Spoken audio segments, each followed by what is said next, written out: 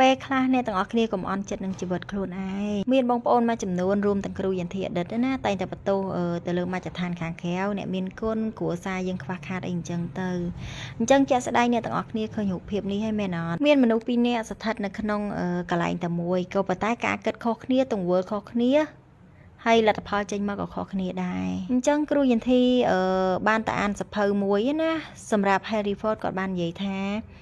បើសិនជាយើងដាក់ភ្នែកទៅមើលបញ្ហាប្រកាសជាឃើញបញ្ហាហើយតែបើយើងដាក់ភ្នែកទៅរកដំណោះស្រាយគ្រប់យ៉ាងប្រកាសជាមានដំណោះស្រាយហើយអញ្ចឹងបើសិនជាពេលនេះយើងជួបបញ្ហាយើងនៅ focus បញ្ហាផ្ដោតលើបញ្ហាកាន់តែធំហើយមែនអត់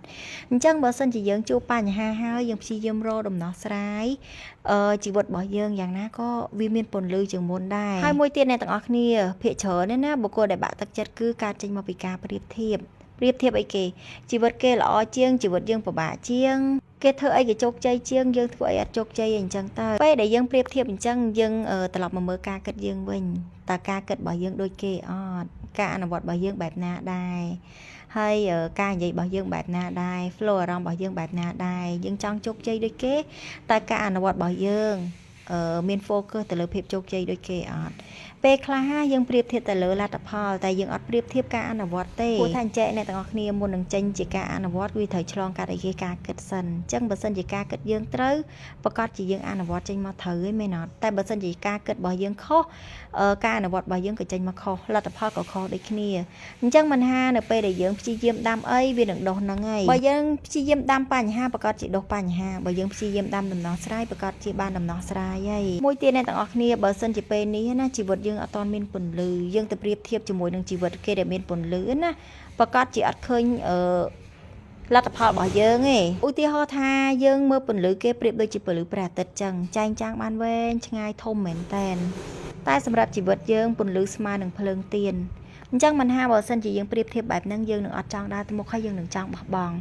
ប្រៀបធៀបដូចជាបុគ្គលម្នាក់ដែលចង់បានកម្លាំងចិត្តក៏ប៉ុន្តែប្រៀបធៀបខ្លួនឯងទៅលើអ្វីដែលគេមានយើងអត់មានអញ្ចឹងធ្វើឲ្យយើងបាត់បង់កម្លាំងចិត្តតែអ្នកត្រូវទៅចាំថាពន្លឺភ្លើងទៀននឹងមានតម្លៃក្រោយពេលដែរព្រះអាទិត្យលិចមែនអត់នៅពេលដែលព្រះអាទិត្យលិចពន្លឺភ្លើងទៀនចាប់ផ្ដើមមានតម្លៃហើយអញ្ចឹងបើសិនជាយើងមើលចំណុចម្ខាងយើងនឹងបាត់បង់កម្លាំងចិត្តតែបើយើងមើលម្ខាងទៀតណាយើងមិនមានកម្លាំងចិត្តដើរទៅមុខតតាមពិតយើងក៏មានតម្លៃដែរតម្លៃរបស់យើងដូចនិយាយចឹងដើម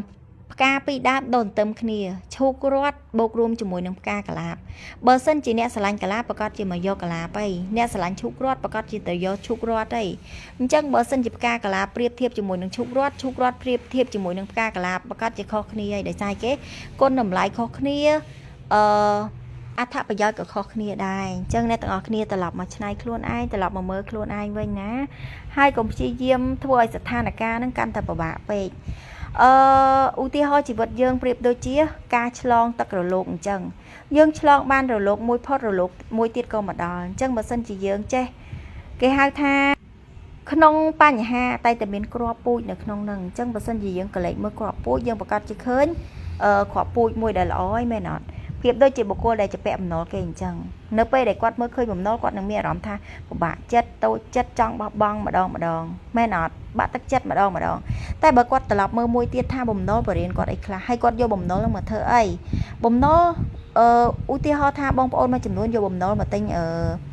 ទ្រព្យសម្បត្តិអីអញ្ចឹងទៅឬយកបំណុលមករកស៊ីអញ្ចឹងទៅអញ្ចឹងពេលដែលយើងបានមកគឺយើងបង្កើតអាជីវកម្មមួយឯមែនអត់មួយទៀតគឺយើងបានទ្រព្យសម្បត្តិមែនអត់ហើយមួយទៀតគឺបំណុលបរិញ្ញាយើងច្រើនណាធ្វើឲ្យយើងចេះអត់ធ្មត់ជាងមុនតស៊ូជាងមុនពីមុនខឹងតិចតួចឈប់អញ្ចឹងទៅឥឡូវអត់ទេតែឈប់អត់មានលុយបង់ធនាគារទេមែនអត់ហើយចង់ដើរលេងការចាយត្បិតត្បៀតជាងមុនអញ្ចឹងថាបើយើងមើលជ្រុងម្ខាងយើងនឹងបាត់បង់កម្លាំងចិត្តតែបើយើងមើលជ្រុងម្ខាងទៀតបំណុលបរិញ្ញាយើងច្រើនណាហើយរៀនទទួលស្គាល់ការពិតទៅជីវិតយើងរីកចម្រើនណាបងប្អូនទាំងអស់គ្នាដោយក្តីស្រឡាញ់